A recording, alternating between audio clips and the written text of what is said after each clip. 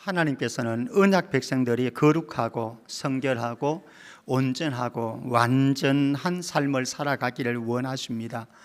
그리고 예수님께서도 천국 시민들이 이 세상에 빛과 소금의 삶을 통해서 주변 세계에 선한 영향력을 끼치면서 살기를 원하고 계십니다.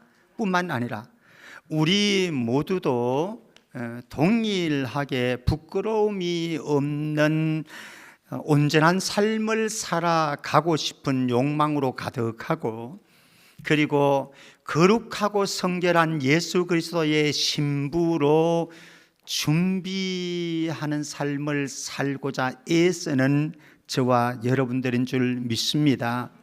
자, 그런데 이러한 하나님의 언약 백성들이 살아가는 삶의 현장은 과연 어떨까?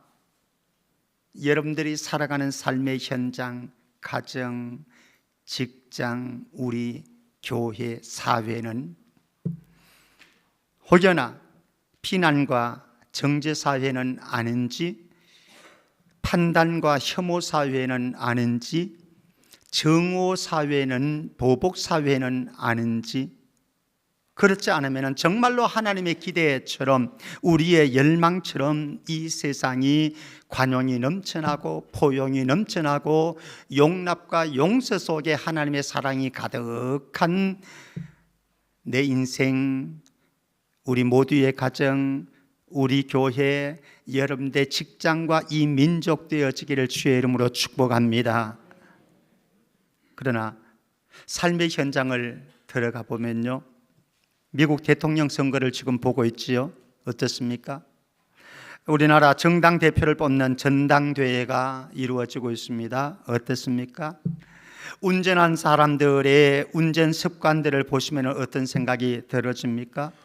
그리고 행복한 부부의 삶을 이루어가기 위해서 데이트를 하는 연인들의 삶의 모습들을 찾아가면 어떻습니까?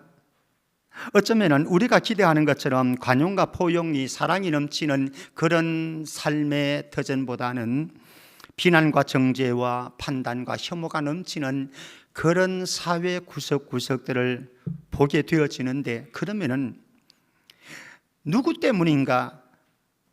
무엇이 문제인가? 라고 하는 겁니다. 여러분들 한번 스스로에게 질문 던지고 해답을 찾아보시면 좋겠습니다. 그 해답 찾아서 오늘 한번 접근해 보십시다. 우리는 탕자의 비유를 잘 알고 있습니다. 두 탕자 가운데 누가 더 심각한 탕자인가? 우리의 삶의 현장 속에서 우리는 나는 너를, 너는 나를 서로 비난하고 정죄하고 그렇게 살아가는데, 그러면은 무엇이 문제인가? 누가 문제인가? 한번 찾아가 보십시다. 집박탕자 먼저 보십시다. 그는 죄인의식을 가지고 살아가는 사람이었습니다. 둘째 아들은 아버지의 유산을 물려받았습니다. 그리고 외국으로 뛰었습니다. 잘 살기 위해서, 성공하기 위해서 갔겠지요. 그러나 그곳에서 허랑방탕한 삶을 살았고, 그리고 모든 재산을 탕진했습니다. 결국 그는 거지 신세가 되었습니다. 그래서 깨닫고 보니까 이런 삶은 아니다라고 생각되어서 아버지 품으로 돌아오기로 작정했고 아버지에게로 돌아왔습니다. 사람들은 이 둘째 탕자를 보면서 모두가 동일하게 죄인이라고 손가락질을 하고 비난합니다. 그리고 그에게 너는 탕자라고 딱지를 붙여줍니다. 자, 그런데 가만히 한번 다시 생각해 볼까요? 이 둘째 탕자는요, 내가 누구인지를 알았습니다. 그리고 내가 어떤 존재인지를 알았습니다. 그래서 내가 긍휼과 자비가 필요한 존재인지를 알고 관용과 용서가 필요한 존재인지를 알았기 때문에 아버지에게 찾아와서 눈물로 용서를 구하는 아들이었습니다. 그가 살아가는 세상은, 그가 살아내는 세상은 어떤 세상이 될까요? 한번 상상 맡겨보겠습니다. 자, 그러면은 집안 탕자 한번 만나보십시다. 그는 의인 의식을 가지고 있던 사람이었습니다. 맏아들은 아버지 곁에 있었습니다. 그리고 아버지 말씀 잘 들었습니다. 순종 잘했습니다. 그리고 부지런하고 성실하게 일을 했습니다. 그래서 스스로 나는 괜찮은 사람이야, 의인 의식을 가지고 살았습니다. 그리고 늘 공로 의식이 가득했습니다. 자기는 아버지 말씀에 순종하고 또 성실하게 살았기 때문에 반대로 동생을 생각해 보면은 가져간 돈 다 허랑방탕하게 탕진해 버렸지요. 거지가 되어서 돌아왔지요. 당연히 화가 날 수 있습니다. 그리고 손가락질 할 수밖에 없는 동생이었겠지요.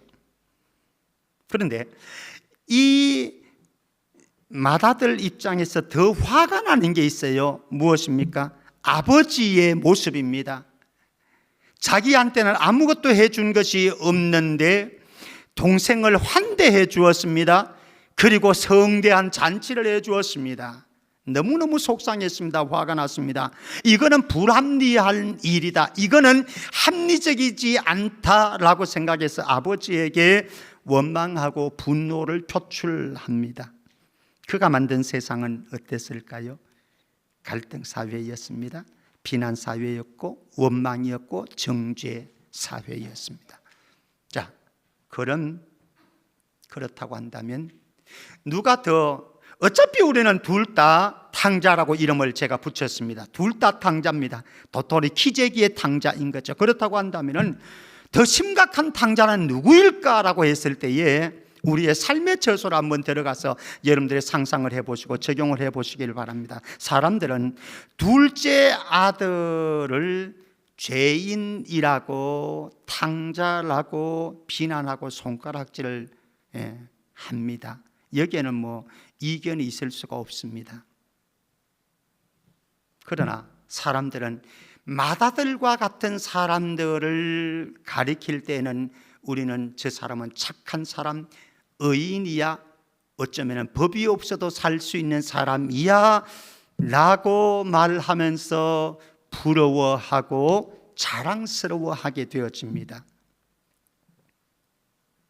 그러나 한 번 더 생각해 보십시다. 좀 더 다시 생각해 보면 둘째 아들은요, 자기 자신을 발견한 사람이었습니다. 그래서 그의 삶에는 새 출발이 이루어졌습니다. 변화가 일어났습니다. 그러나 사람들은 의인이라고 부러워하고 자랑스러워하는 이 맏아들은 자기 자신을 몰랐습니다. 스스로 속고 있었습니다. 그래서 그에게는 변화가 일어날 수가 없었습니다.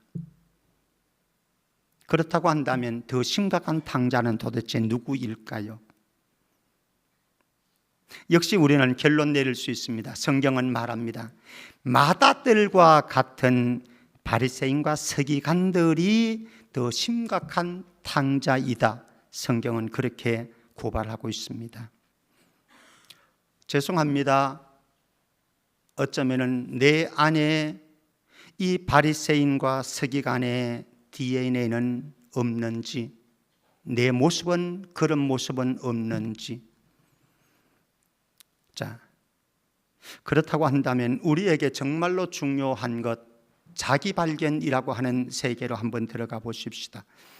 집 밖 탕자는 자기 발견이 되었습니다. 집 안 탕자는 자기 발견이 안 되었습니다. 그런데 저와 여러분들의 삶을 살아가면서 나 자신의 못난 모습, 허물진 모습이 드러나면은요, 매우 수치스럽습니다. 부끄럽게 그지없습니다. 그런데 이런 못난 나의 모습이 드러나고 발견되어지는 것은, 이것은 단순한 수치가 아니고 부끄러움이 아니고 하나님의 한없는 은총이고 축복이라고 하는 사실 믿을 수 있기를 바랍니다. 정말로 그렇습니다. 제가 한번 증명해 몇 사람의 인생 고백을 통해서 증명해 보이겠습니다. 첫 번째는 이사야의 고백을 한번 보십시다. 이사야는 하나님의 거룩하심을 경험했습니다. 하나님의 영광을 경험했습니다. 그리고 고백을 합니다. 어떤 고백이냐? 이사야 6장 5절입니다. 이사야 6장 5절 제가 읽겠습니다. 그때에 내가 말하되 화로다 나여 망하게 되었도다. 나는 입술이 부정한 사람이요 나는 입술이 부정한 백성 중에 거주하면서 만군의 여호와이신 왕을 배웠음이로다 하였더라. 자기 자신이 화로다 나여 망하게 되었도다. 왜? 나는 입술이 어디 입술뿐만입니까? 마음이, 우리의 영혼이, 내 인생이 죄로 범벅이 부정한 사람입니다. 그는 고백을 했습니다. 또 한 사람의 고백 들어볼까요? 하나님의 한없는 은혜를 경험했던, 그래서 나의 나된 것은 하나님의 은혜입니다. 내가 주를 위해서 헌신하고 수고하고 살아가는 이 모든 것도 하나님의 은혜입니다 라고 고백했던 바울의 고백이 디모데전서 1장 15절에서는 이렇게 고백되어지고 있습니다. 미쁘다 모든 사람이 받을 만한 이 말이요 그리스도 예수께서 죄인을 구원하시려고 세상에 임하셨도다 하였도다. 같이요. 시작. 죄인 중에 내가 괴순이라. 정말로 하나님의 은혜를 경험하고 나니까 이 고백이 가능한 거예요. 이 고백, 하나님의 은혜를 몰랐을 때는 이 고백 불가능했습니다. 그런데 하나님의 은혜를, 세 번째 한 사람의 고백 들어보십시다. 깊은 데로 가서 그물을 던져라. 말도 안 되는 소리입니다. 상식적으로 안 맞는 소리입니다. 그러나 베드로는 순종해서 그물을 깊은 곳으로 가서 던졌습니다. 만선의 축복을 이루어 주신, 모든 것을 어디 가면 물고기를 많이 잡을 수 있다라고 하는 것도 다 알고 계시는 전지하신 예수님을 만난 베드로의 고백입니다. 우리 누가복음 5장 8절인데요. 시몬 베드로가 이를 보고 예수의 무릎 아래에 엎드려 이르되 같지요. 시작. 주여 나를 떠나소서 나는 죄인으로소이다 하니. 예수님을 만난 사람들, 영적 거장들의 공통적인 특징이 있습니다. 그들은 이렇게는 말하지 않고 이렇게는 살지 않았습니다. 나는 깨끗하다. 나는 정직하다. 나는 죄가 없다. 나는 허물이 없다. 나는 부족함이 없는 사람이다. 법 없이도 살 수 있는 사람이다. 이렇게 말하지 않았습니다.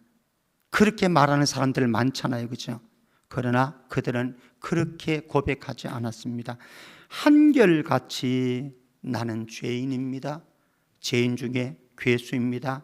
나를 떠나소서라고 하는 말을 하고 고백을 하고 그런 삶을 살아갔고 그런 삶으로 관계를 맺어갔던 사람들입니다.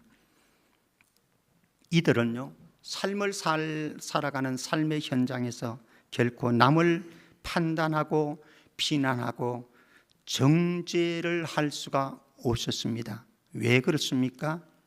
내가 더 악한 자요, 내가 더 못난 자임을 이들은 알고 있었습니다. 내 눈에 이미 들보가 있는 것을 이들은 알고 있습니다. 그리고 하나님의 은혜만이 해답인 것을 그들은 알고 있었습니다. 그래서 늘 그들은 하나님, 나는 죄인입니다. 하나님의 용서가 관용이 필요한 사람입니다. 그래서 눈물을 흘리고 하나님 앞에 나아갑니다.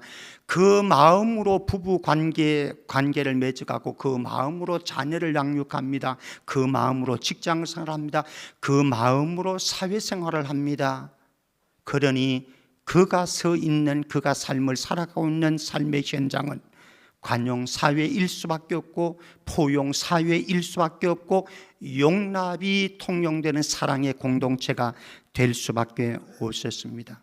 사랑하는 성도 여러분, 저와 여러분들이 이런 사회를 창출하는 장본인 되어지기를 축복합니다. 그런데 관용과 포용 사회로 나가는 길목을 한번 보면요, 이게 전제가 되어집니다. 첫 번째는 하나님의 고발장을 받습니다. 이사야 1장 2절에서 4절 말씀 보면은 하나님의 고발장을 이사야 선지자는 내거는 뒤에 언약 백성들의 모습이 구제불능이다, 이런 결론이 맺어집니다. 한번 볼까요? 이사야서 1장 2절에서 4절 말씀, 제가 그런 사람이니까 제가 읽겠습니다. 하늘이여 들으라, 땅이여 귀를 기울이라. 여호와께서 말씀하시기를 내가 자식을 양육하였거늘 그들이 나를 거역하였도다. 소는 그 임자를 알고 나귀도 그 주인의 구유를 알지만 내 언약의 백성인 이스라엘은 알지 못하고 나의 백성은 깨닫지 못하는도다 하셨도다. 슬프다. 범죄한 나라요, 허물진 백성이요, 행악의 종자요, 행위가 부패한 자식이로다. 그들이 여호와를 버리며 이스라엘의 거룩한 일을 만홀히 여겨 멀리하고 물러갔도다. 사실 소망이 없습니다. 희망이 없습니다. 구제불능 한마디밖에는 없습니다. 사실 이런 나의 민낯이 드러나는 것은요, 이런 발가벗은 우리의 모습이 드러나는 것은요, 너무너무 부끄럽고 수치스러운 일입니다. 그런데 우리는 관용과 포용의 세계로 나아가려고 한다면 이 고발장을 우리가 받아들여야 합니다. 우리에게 이 민낯이 보여야 합니다. 그런데 중요한 것은 여기에서 끝나는 건 아니다라고 하는 겁니다. 여기에서 끝났다고 한다면 우리 모두는 절망입니다. 그런데 이사야 선지자는 오늘 우리 본문 말씀에서 우리 같이 읽습니다. 하나님의 은혜로운 초청장을 발부하고 있습니다. 이사야 1장 18절 본문 말씀 같이요. 시작. 여호와께서 말씀하시되 오라 우리가 서로 변론하자. 너희의 죄가 주홍 같을지라도 눈과 같이 희어질 것이요 진홍같이 붉을지라도 양털같이 희게 되리라. 우리의 희망은요, 우리의 희망은 내가 죄 없다, 나는 문제 없다, 나는 허물이 없다, 이게 아니에요. 착각하지 마십시오. 어떤 사람들은 여기에서 희망을 찾으려고 하는데 아닙니다. 우리의 희망은 어디에 있는가 하면 우리가 갖고 있는 죄가 있고 허물이 있고 문제를 가지고 있음에도 불구하고 이것을 하나님이 직접 해결해 주시겠다고 오라고 초청하시는 하나님의 은혜로운 초청장이 있기 때문에 그래서 희망이 있는 거예요. 저와 여러분들이 어떻게 나에게서 희망을 찾을 수 있겠습니까? 하나님이 구제불능인 나를 고발하는 이유를 아십니까? 단지 하나님께서는 나를 비난하고 정죄하기 위해서, 나의 부끄러운 모습을 들추어내기 위해서 하나님께서 우리를 고발하지는 않습니다.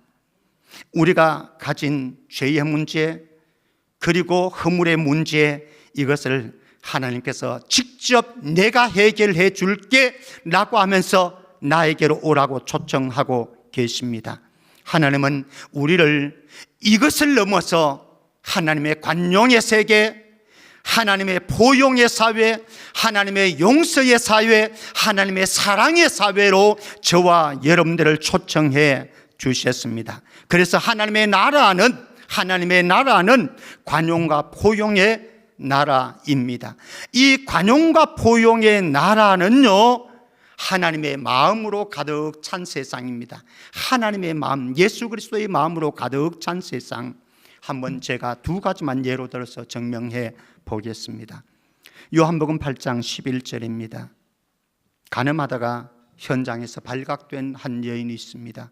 서기관과 바리새인들은 이 여인을 질질 끌고 예수님 앞에 던졌습니다. 그리고 그들의 두 손에는 지금 예수님이 대답만 하면은, 율법을 따라서 대답만 하면은 그 여인을 돌을 던져서 죽이겠다고 하는 돌이 들려져 있습니다. 예수님 말씀합니다. 요한복음 8장 11절입니다. 같이요. 요한복음 8장 11절 같이요. 시작. 대답하되 주여 없나이다. 예수께서 이르시되 나도 너를 정죄하지 아니하노니 가서 다시는 죄를 범하지 말라 하시니라. 예수님은 죄를 허용하신다고 생각하지 마십시오. 예수님은 절대로 죄를 허용하지는 않습니다. 그러나 죄 지은 자를 불쌍히 여기시고 관용을 베푸시고 그들의 허물을 다 용서해 주시는 예수님이십니다. 이 예수님을 만났기 때문에 저와 여러분들의 소망이 있지 않습니까? 이 예수님을 만난 하나님의 마음을 체험한 자들이기 때문에 우리는 이 땅에 살아가는 율법주의자들처럼 손에 돌을 들고 살아가지는 않습니다.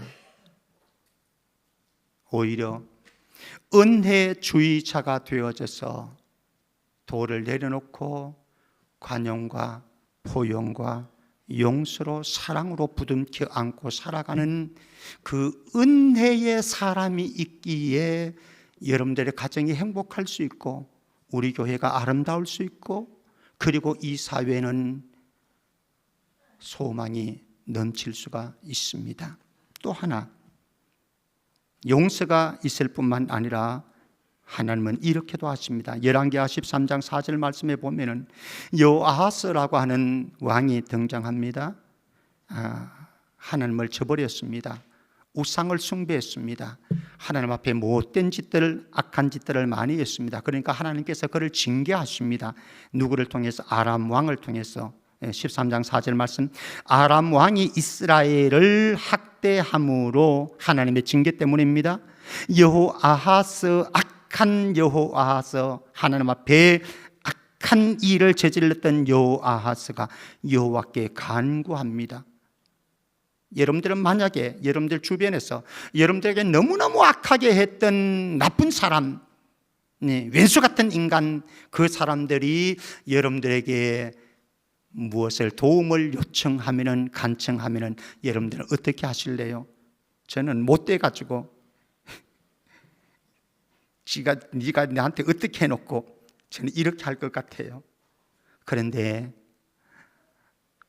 좋으신 하나님은 달랐습니다. 보십시다. 계속해서 여호아하스가 여호와께 간구하며 같이요 시작. 여호와께서 어떻게 하셨다고? 들으셨으니 안 들어줄 것 같아요. 저는 우리 사회는 안 들어주잖아요. 안 들어주잖아요. 나한테 어떻게 했는데 지가. 그러나 하나님은 달라요. 예수님은 달라요. 하나님의 나라는 다른 세계예요. 이 하나님의 나라, 우리가 살아가고 있는 이 세상과는 너무나 다른 하나님의 나라가 저와 여러분들에게 다가와서 관용이 무엇인지, 포용이 무엇인지, 용서가 무엇인지, 용납이 무엇인지, 참사랑이 무엇인지 가르쳐 주셨고 그 세계 속에 살도록 만들어 주셨습니다. 그래서 우리에게 소망이 있지 않습니까? 자, 이제 말씀을 맺습니다. 맺으면서 저는 저와 여러분들에게 도전하고 싶습니다. 하나님의 나라가 관용과 포용과 용서와 자비와 사랑이 넘치는 나라라고 한다면 우리가 그 세계 속에서 이미 하나님의 놀라운 자비와 용서를 한없이 받은 존재라고 한다면 이 땅 이곳에 살아가면서 그런 사회를 만드는 씨앗으로 살아갈 수는 없겠는가? 의사는요, 건강한 사람에게는 필요가 없습니다. 누구에게 필요합니까? 병든 사람에게 의사는 필요합니다. 예수님은요, 의인이라고 생각했던 마다들과 같은 사람에게는 필요가 없습니다. 우리가 탕자라고 죄인이라고 정죄하는 둘째 아들을 불러서 관용의 세계, 포용의 세계, 용서의 세계가 무엇인지를 보여주러 이 땅에 찾아오셨습니다. 진짜 의롭게 되어지는 것은 우리가 내가 착하게 살아서 선하게 살아서 의롭게 살아서 율법을 온전히 행함으로 법 없이 살아갈 수 있는 나이기 때문에 나는 의롭게 되어지는 것 결코 아닙니다. 단지 그저 믿음으로만, 은혜로만, 그리스도께서 십자가 위에서 이미 이루어 주신 하나님의 의의 옷을 입음으로만 저와 여러분들은 의인이 되어질 수가 있습니다. 그러므로 저와 여러분들은 한없이 큰 하나님의 자비와 용서와 용납을 이미 받은 자인 줄 믿습니다. 그렇다고 한다면 하나님의 한없는 용서와 용납을, 사랑을 경험한 자이기 때문에 저와 여러분들이 살아가는 삶의 현장 속에서 판단하고 비난하고 정죄하고 혐오하고 정오하고 보복하는 이런 삶에 한몫 끼는 것이 아니라 정말로 하나님의 사랑을, 하나님의 관용과 하나님의 포용을, 하나님의 자비를 그 누구에겐가 보여주는 일에 우리 모두가 쓰여져서 여러분들의 부부의 삶이, 여러분들의 가정의 삶이 행복해지고 우리 성천교회가 더 아름다워지고 그 아름다움을 이 지역사회 세계 속으로 선포해서 이 민족의 정치 세계도, 이 민족의 여러분들이 생활하고 있는 기업의 세계에서도, 일상 세계 속에서도 관용이 넘치고 포용이 넘치고 용서가 넘치는 사랑의 공동체가 되어지기를 주의 이름으로 축복합니다. 기도하겠습니다. 하나님 아버지, 우리는 구제불능의 인생임을 하나님의 고발장을 통해서 들었습니다. 부인하지 않도록 하시고, 거절하지 않도록 하시고, 외면하지 않도록 하시고, 가면 쓰지 않도록 하시고, 내가 그런 존재이기에 하나님의 은혜가 필요하고 이미 하나님의 관용과 용서와 한없는 자비를 경험했기 때문에 내가 살아가는 삶의 현장에서 그렇게 일구어내며 살아갈 수 있는 복음의 사람이 되게 하여 주옵소서. 거룩하신 예수 그리스도 이름으로 기도합나이다. 아멘.